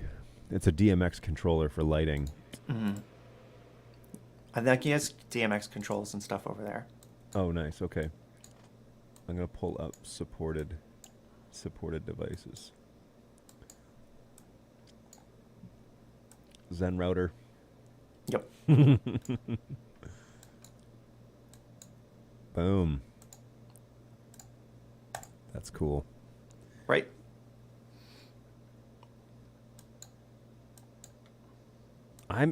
Obviously I'm not in practice when it comes to using an actual teleprompter. As again, everyone on this show already knows that I'm not reading any sort of script. No, of course.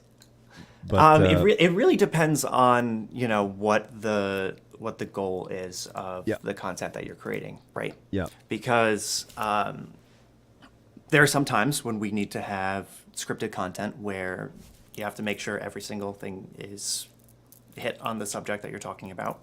Yeah.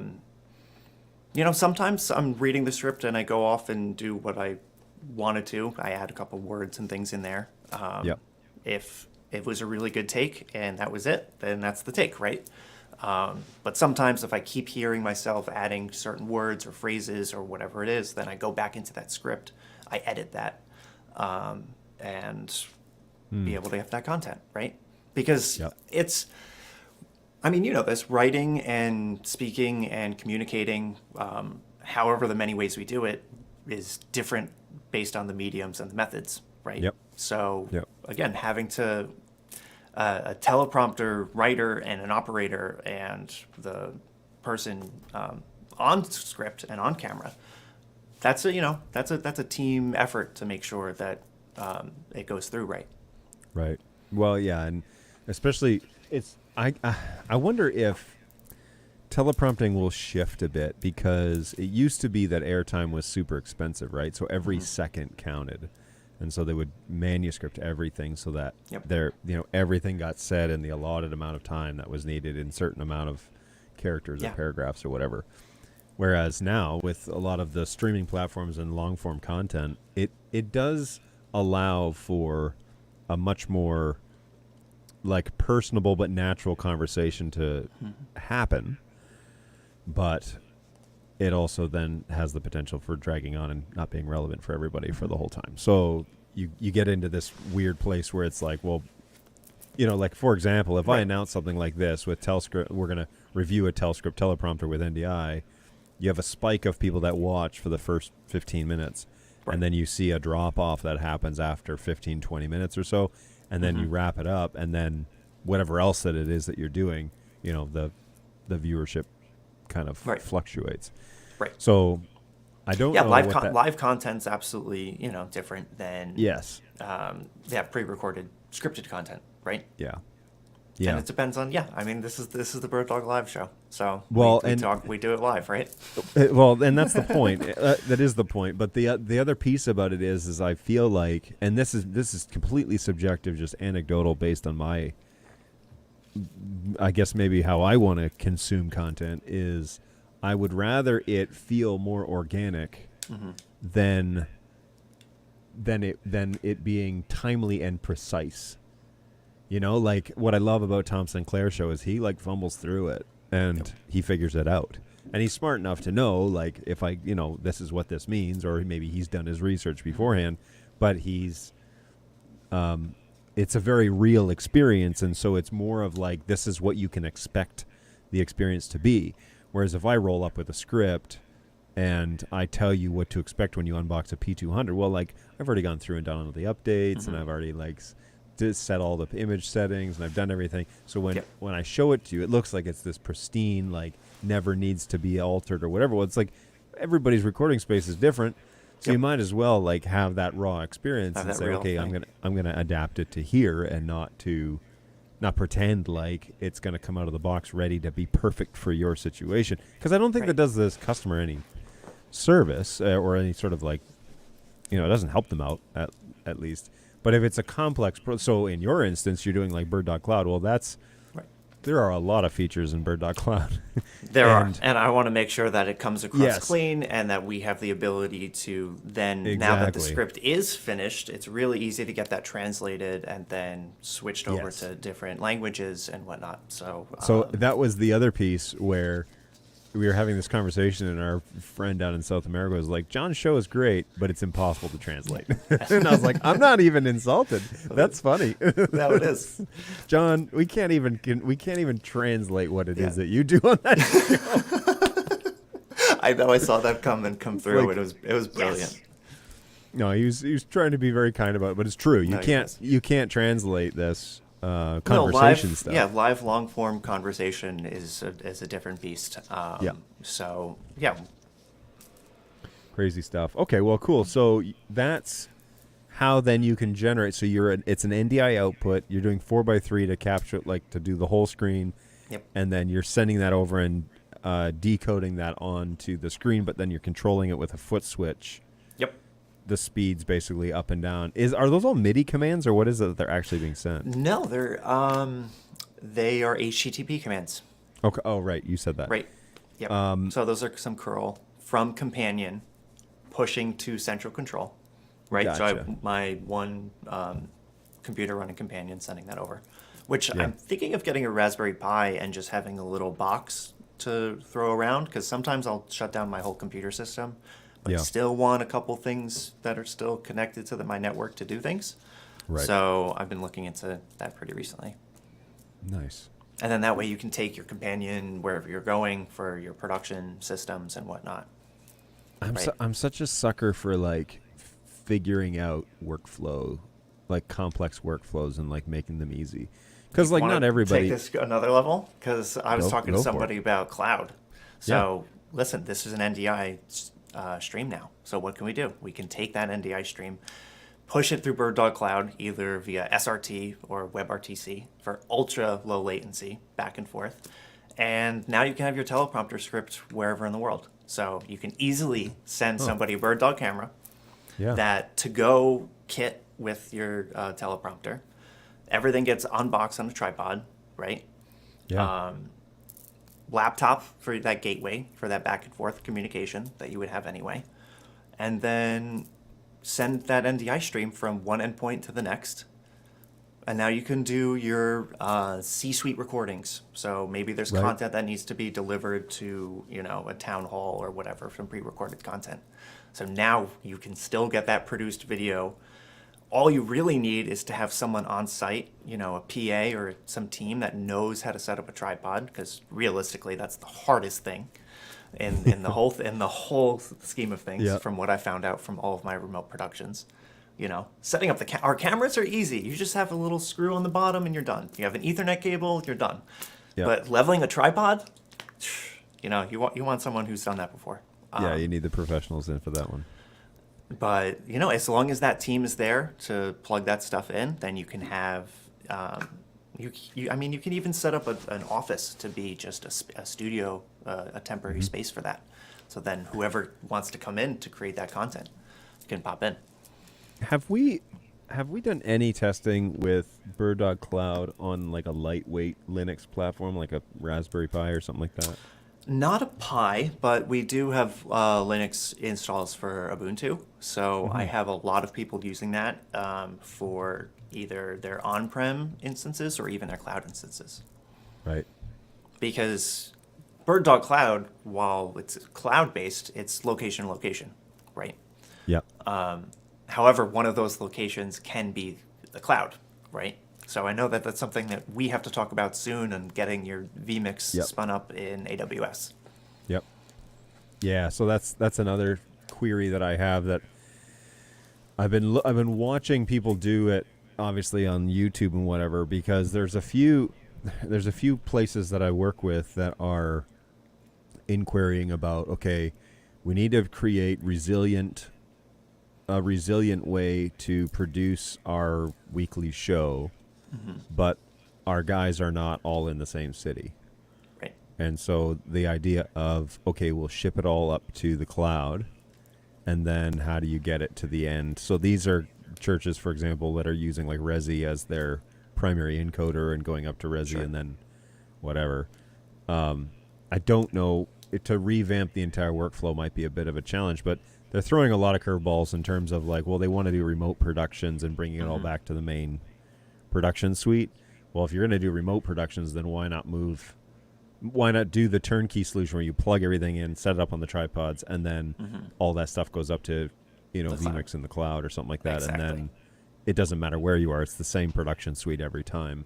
It just, you need to be connected to the internet essentially, which is, then I was like, well, I wonder if there was enough processing power to run cloud on like on a Pi or something like that. Well, Probably it all not. depends. It all depends on the amount of streams that you want to do, right? And that's why you got to talk to me to figure it out, all this stuff, right? So it's really exciting because that's all the conversations that we're having right now, at least on cloud, is at least that whole, is it in AWS or is it back in the master control room, is a personal question for those technical directors. It's, do I want to have my hand on the computer?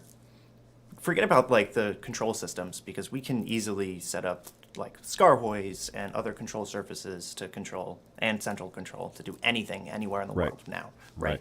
So it's really, do I want that vMix machine sitting right next to me, or is that going to be just a computer or a laptop or a workstation that I'm remoting into AWS? So what are your recommendations on, like, if you were to set it up as an on-prem but you could remote into it? Because the other solution is like, you get a rack-mounted server or something like that. Exactly. But then if you're You a hide producer, that in, right? you hide that exactly. on-prem, right? If your producer's not on site, though, how does he log in and run the show from wherever he is? So now that's where those remote desktop solutions come in, right? I personally like to use Chrome Remote Desktop because it's really easy to set up. That one's really, really fast and efficient. Yep. If it's in the cloud somewhere, you have any VNC platform to jump in.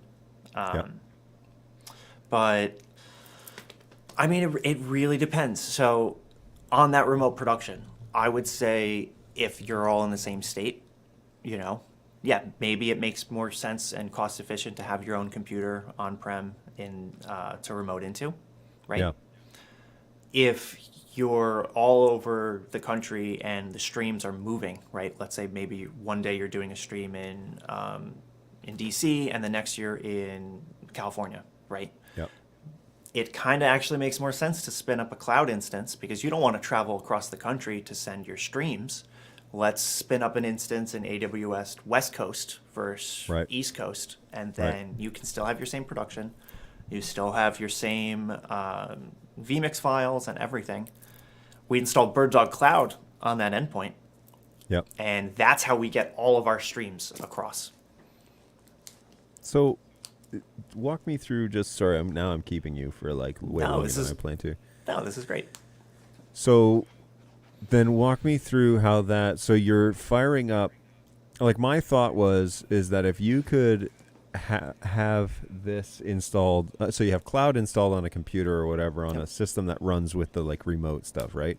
Yes. You plug in the internet to that rig, it gets public internet, and you have a cloud instance on there, and it's encoding a camera and the audio that's coming, however you plan to do that. Anyways, but it's going up to BirdDog Cloud, or it's enabled to be on cloud. Mm-hmm. Through cloud. I like to say through cloud because these are point-to-point connections, right? Right. But then could you ship that then? How do you get that to the AWS instance? You install BirdDog Cloud on that AWS instance. On the AWS, yeah, okay. So then that ends up being an endpoint, right? We'll call that AWS vMix or AWS VizRT, BirdDog Cloud Receiver endpoint. And that's a destination inside cloud, and we just ship the connection over. So then, so that makes sense. You pay by instance and by what time used? Is that how it works with AWS? Because the guys that I watch, they're like, be careful. You got to like tell them how many hours you want, basically a month, and then they bill you based on what. But like, do you shut down the instance when you're not using it? Yes, you can. Yeah, you pause that instance. You can choose to leave it running all the time, depending on I know some companies do because they want to be able to jump in, and they have their tech teams jumping in and fixing vMix profiles and everything like that. So it's not always on just for the production. It's usually more than that. And then data is mostly egress, right? So that's going to be your main output stream, right? Going from, right, I think Resi supports like RTMP destinations and whatnot. I think so, yeah. If your vMix instance is up in the cloud somewhere, then you can send it to their platform still, right? Okay. So you could go like RTMP out to the Resi encoder. Wonder if they do. Well, anyways, whatever. Just trying to think through, like, okay, getting that signal. See, like, to me, at that point, if you're operating AWS, does Resi really make a ton of sense as the resilient backend? Well, you still need to get that content out, right? Because all we've done so far is get the sources right up into just to the production. Now, what are we doing with that final output? I know YouTube is supporting SRT soon, so that's something really exciting. Oh wow! But the final output destination is your choice of wherever it needs to go, right? Yeah. I need to look and see. I guess I'm unfamiliar with what the pricing structure of AWS is. When we were converting on-prem servers into cloud-based servers at the university I was at like 6 years ago. It was heavy for what it was that they, were wanting, but it was for major on-prem services that were servers that were doing the most function of our institution, and then it was going to be people interacting with that data essentially. Right.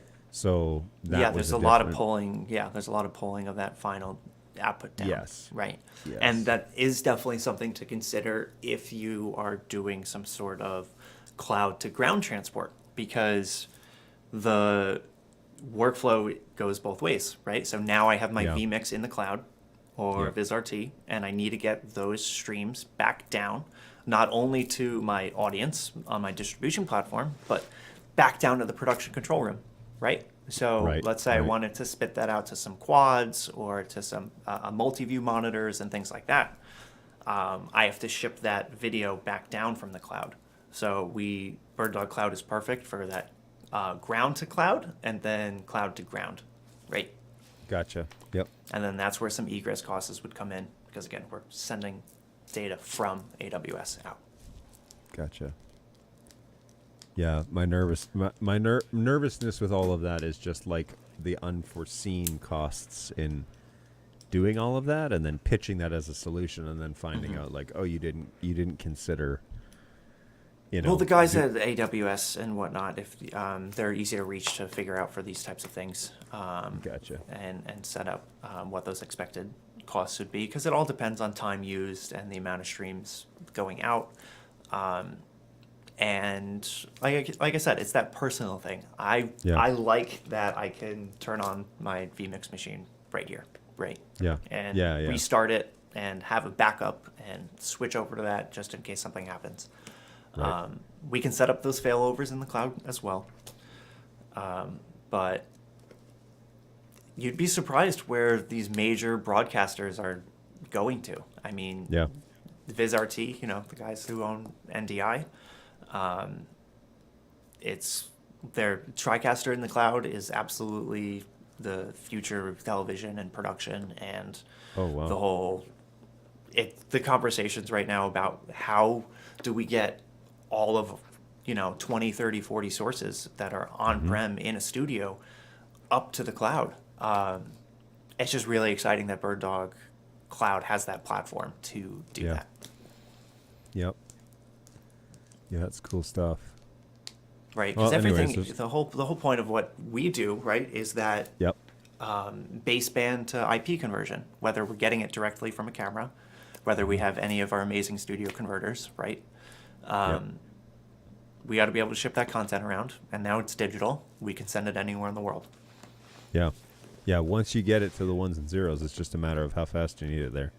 Exactly. There's just like so many avenues to go down.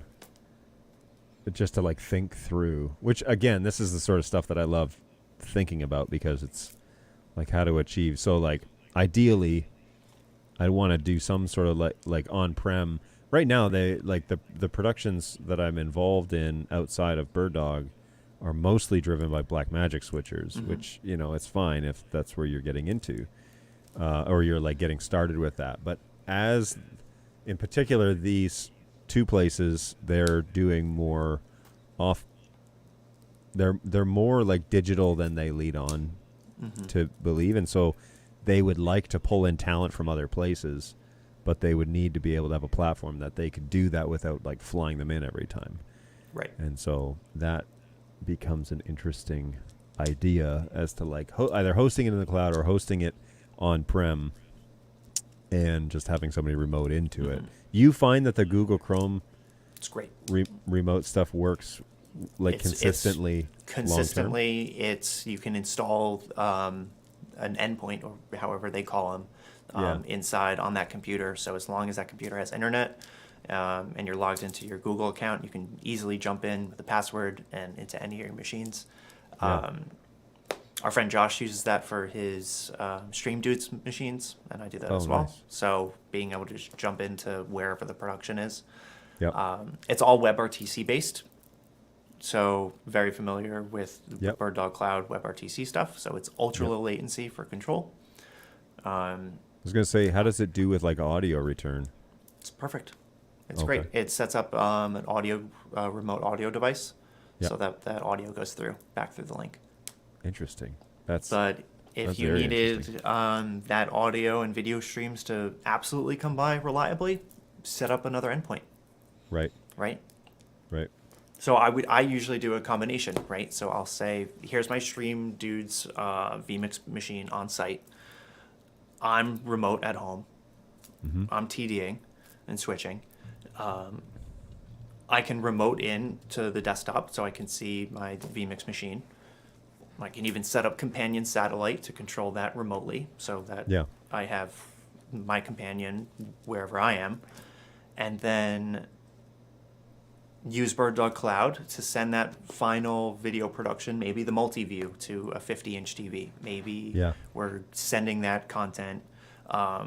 Maybe there's more people in my production studio that need to see those streams, not just the computer that I'm remote desktoping on, right?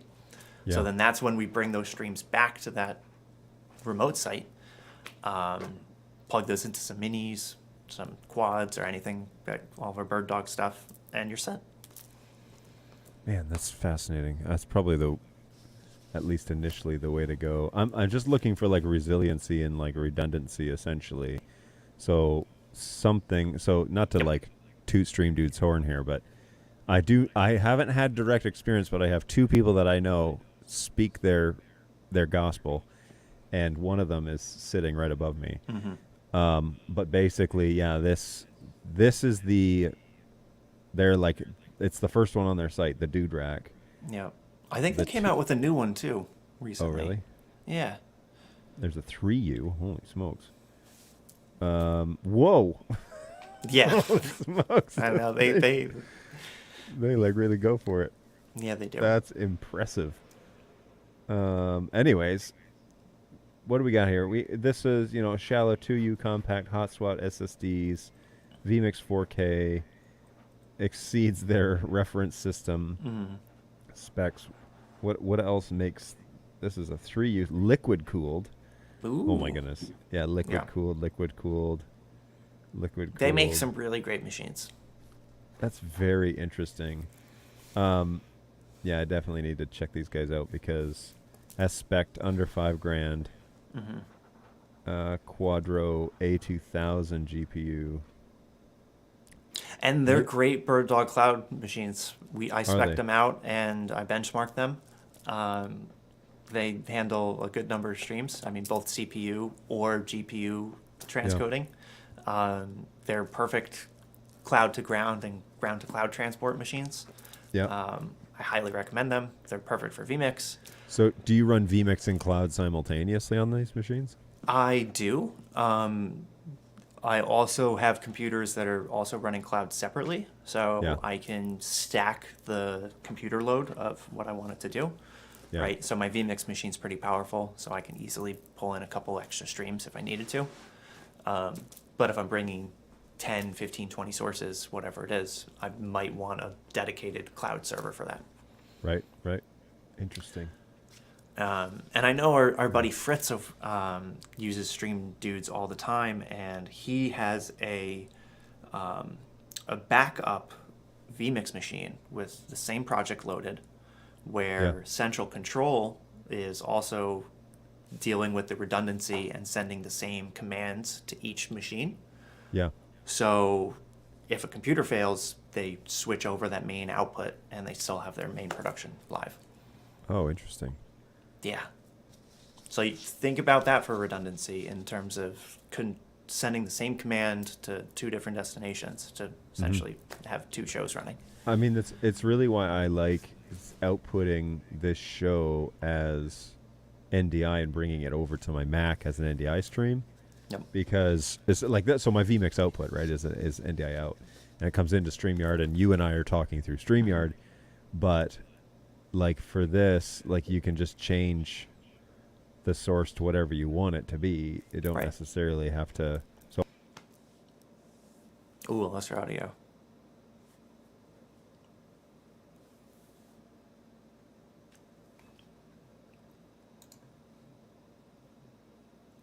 Yeah, we lost your audio, John. That's okay. Sorry, my bad. It's fine. It was a good multi-view. I liked it. Yeah, it's a fun little multi-viewer. But you could have two vMix machines outputting NDI, having them simultaneously controlled, just like you were saying. And if anything goes down, you just switch the NDI source output and off you go. Interesting. Yep. Huh. All right. Well, there's so much to chew on, and that's kind of a secondary avenue that I wanted to go down with you. So thanks for letting me pick your brain. Happy to. Cool, man. Well, I won't spend any more of your time. I'm going to wrap it up too. Thanks so much. Yeah, appreciate you jumping on as always, and yeah, thanks for hanging out with us today. Always. It's great hanging, John. Awesome, man. Talk Take to you care guys of yourself. soon. Thanks, Cheers. everybody. All right, so we do want to wrap it up, but I do need to take a swig of my ginger beer before we are actually officially done here. So I'm going to open that. If you have any other support questions or anything, feel free to let me know. My overall impression of these Quest protein chips, actually, they're pretty good. They're not what I expected, but if they have 19 grams of protein and I think 5 grams of carbs, 5 grams of carbs, that's not too bad. So I'll take it. Pretty good. Got a good crunch. Not as crunchy as tortilla chips. They're kind of like more airy than that. But, for 140 calories, you can't go wrong. And now, Gosling's Diet Ginger Beer. Let's give this a go. Non-alcoholic. Whew. Yeah, that's a punch in the face.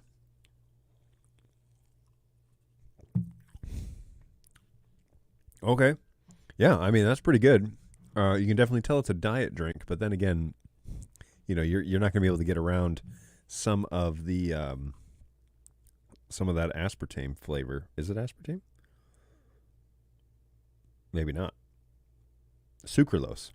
But anyways, it's pretty good if you're into diet drinks and you're looking for a new ginger ale. This Gosling's Diet Ginger Beer, a non-alcoholic diet soft drink, with a refreshing zip of ginger. It's a little more forward than just your regular Canada Dry, so watch out. Whew, but good. I mean, I would take it. I'll probably finish that can. I hope that you guys have found today somewhat helpful, and if not, just fun to just fun to see Jake again, because, Jake's always a fun guy to have on the show. And we learned a bunch of stuff. Not only did I give my overview of Telescript's NDI 15-inch teleprompter, but also Jake has his set up to actually do teleprompting using Joe DeMax's central control software, which is something that is available for purchase. But you load your Google Doc script in there, and then Jake's got them controlled by a foot switch, which is super helpful because I was wondering how he was doing that. That makes total logical sense. He can speed up, slow it down, stop, start his recordings, all that stuff, all by using his feet and not having to manipulate things with his hands. So that's always cool. So special thanks to Jake for showing up today and for walking us through some of that extra stuff. Also, then the conversation about running vMix over the cloud or in Amazon warehouse service, or up in the cloud, versus doing an on-prem remote desktop thing. I am going to check out the remote desktop function of just in general, because I'm very curious about that through the Chrome extension, which is what Jake and our friend Josh has been using for quite a while, apparently. So we will definitely check that out as well. But in the meantime, take care of yourselves out there, folks. It is a kind of a gloomy day here in Auburn. It's supposed to rain, but it doesn't look like it's going to rain yet. Those are blue skies. And I don't think I have a better shot of the outside right now. So actually, and you know what? That shot is like overly blue. It needs to be balanced again, but we're using it for testing purposes. So that PF-120 it's a nice sunny day out there on Auburn Road. And looks like maybe we're dropping a few frames, but don't worry about that. Nothing to see here, folks. We might be doing some testing on some different functions for that camera. So in the meantime, take care of yourselves and take care of each other. Like I always say, it's pretty important. Take care of that. And hopefully you found today helpful. Please come back on Thursday. I will try and think of something else to talk about on Thursday, because all my nerdy toys are now up to speed. So we will venture down some path. But of course, feel free to join us, especially if you have NDI questions, support questions, you want to talk about products, if you want to talk about how workflows happen, how I do things here, what you're envisioning for your next step in production. Feel free to bring all that stuff. I would love to chat with you about that and find out more about what you're up to. So definitely hang out with us again on Thursday. Let's take one more little peek at the heat map. Sorry, everybody, that I didn't have the actual brand up here for very long. I'm not too sure why this disappeared, but I probably took it down and never put it back up. But yes, this is the heat map. Let me throw it up here for where everybody's watching today. So really appreciate that. Looks like we're all kind of over from Africa over to today. Don't have too many people in Perth, or my friend in Russia isn't checked in or anything like that. So maybe next time. But thank you so much for hanging out with us. I always appreciate you guys checking in and being a great audience. Of course, feel free, if you're stumbling upon this stream and you're new to the NDI realm, or you're just looking for people to hang out with that are in the NDI realm, that's what we're here for. We're definitely wanting you to feel like you have a place to hang out. And so Tuesday, Thursdays from 11 to 12 Eastern time right here in the U.S. And don't forget, tomorrow, Mr. Tom Sinclair usually has a show on Wednesdays at easternshorebroadcasting.com, by far the industry GOAT. So be sure that you head over to easternshorebroadcasting.com to check out his show tomorrow afternoon, and then come back on Thursday to birddogjohn.tv. If you would do me a favor, if you haven't done so already, hit the subscribe button on that YouTube channel. Everything that I do here goes to this channel right over here, this one. So be sure that you subscribe to that show, because all the content that I make goes up there, including when I cut the portions, the educational portions and the tutorials and all that stuff. All those shorts go up there as well. We try and render those and make them look nice and pretty. So feel free to hit that subscribe button. And many of you have, and I really appreciate that. Thank you. That number has been growing consistently over the past couple of months. We are in the higher 200s at this point, so that's pretty great. And we're going to take one final look at the world. Everybody's checking in. I am super, super happy that all of you guys have been along for today's journey, and hopefully you have found today beneficial. So take care of yourselves out there, guys. It is, and gals, it is, I think maybe it's a nice day outside, so maybe I'll go outside for a little walk or a drive or something like that. We'll see. But take care of yourselves. Thank you so much for joining us. I definitely appreciate you being along for the ride, and we will see you on Thursday at 11 o'clock Eastern time right here in the U.S. Come hang out. I'd love to see you again. Take care, guys. Bye.